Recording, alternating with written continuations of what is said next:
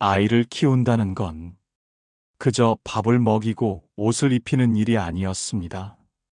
그 아이의 마음이 다치지 않도록, 세상 속에서 길을 잃지 않도록 보이지 않는 울타리를 세우는 일이었습니다. 하지만 아이는 자주 그 울타리 밖으로 나가려 하고 우리는 그때마다 상처받습니다. 왜 내 말을 듣지 않을까?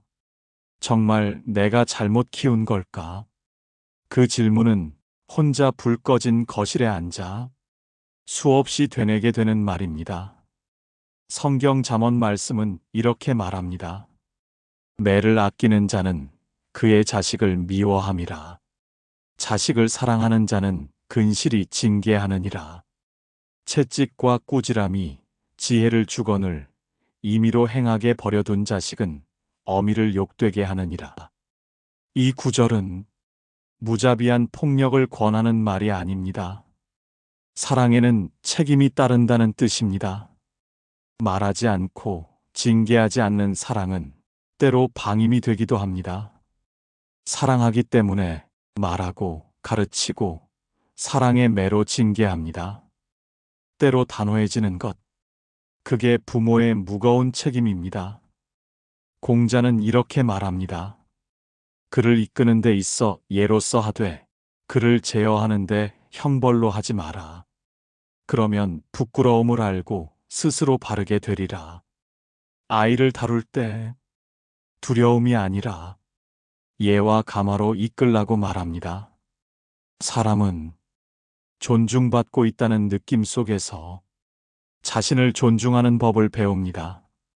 그것이 공자가 말한 부끄러움을 아는 사람이 되는 길입니다. 장자는 이렇게 말합니다. 자연은 꾸짖지 않는다. 그러나 모든 것은 그 안에서 제자리를 찾아간다. 부모는 때로 너무 급하게 아이를 바른 길에 세우려 합니다. 하지만 나무도 빨리 자라게 하려 하면 뿌리가 약해집니다. 그렇습니다. 아이도 하나의 자연입니다. 때가 되면 자기 스스로 방향을 찾을 수 있습니다. 노자는 말합니다.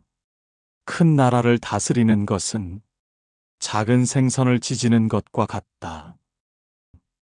작은 생선을 요리할 때 자주 뒤적이면 형체가 무너지고 맛이 사라지듯 자녀에게도 지나친 간섭과 잦은 통제는 관계를 멀어지게 할 수 있다는 의미도 됩니다. 한 발 물러서고 아이의 마음이 움직일 시간을 주는 것. 그게 진짜 다스림입니다. 성경은 또 이렇게 말합니다. 마땅히 행할 길을 아이에게 가르치라. 그리하면 늙어도 그것을 떠나지 아니하리라. 지금 당장은 듣지 않더라도 마음 깊이 새겨진 가르침은 언젠가 방향이 되어줄 것입니다. 길을 잃은 순간 사랑의 품으로 돌아오는 아이. 그 가능성을 믿고 기다리는 것. 그게 부모의 믿음입니다. 하지만 성경은 또 한 가지를 당부합니다. 아비들아, 너희 자녀를 노엽게 하지 말고 주의 교훈과 훈계로 양육하라. 가르침도 사랑 없이 하면 상처가 됩니다. 주의 교훈이란 하나님 말씀, 자비, 은혜, 기다림을 담은 말입니다. 아이에게 말이 닿지 않을 때 가장 먼저 돌아봐야 하는 건 아이의 귀가 아니라 내 마음의 소리일지도 모릅니다. 혹시 나는 결과만을 바라고 있는 건 아닐까? 이 아이가 나를 닮은 사람이 되기를 강요하고 있는 건 아닐까? 그래서 노자는 말합니다. 가장 부드러운 것이 가장 단단한 것을 뚫는다. 부드러움은 포기하는 것이 아니라 가장 깊이 들어가는 힘입니다. 사랑의 매, 단단한 훈계보다 더 깊이 닿는 것은 조용한 일관성, 기다림 속의 사랑, 말없는 기도일지도 모릅니다. 그래서 성경 말씀이 말합니다. 잉태한 순간부터 주의 교양과 훈계로 가르치고 자녀를 위해서 매일 기도하라. 오늘도 당신의 아이는 당신의 말을 듣지 않을 수 있습니다.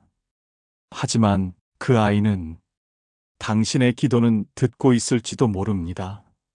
말이 닿지 않는 날에도 마음은 조금씩 자라고 있다는 걸 우리는 잊지 않아야 합니다.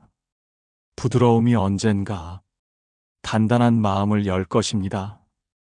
그때까지 말이 아닌 사랑으로, 말이 아니라 믿음으로, 기도로 당신의 아이를 기다려 주세요. 기도의 빛은 말이 닿지 않는 그곳에도 조용히 머물고 있으니까요.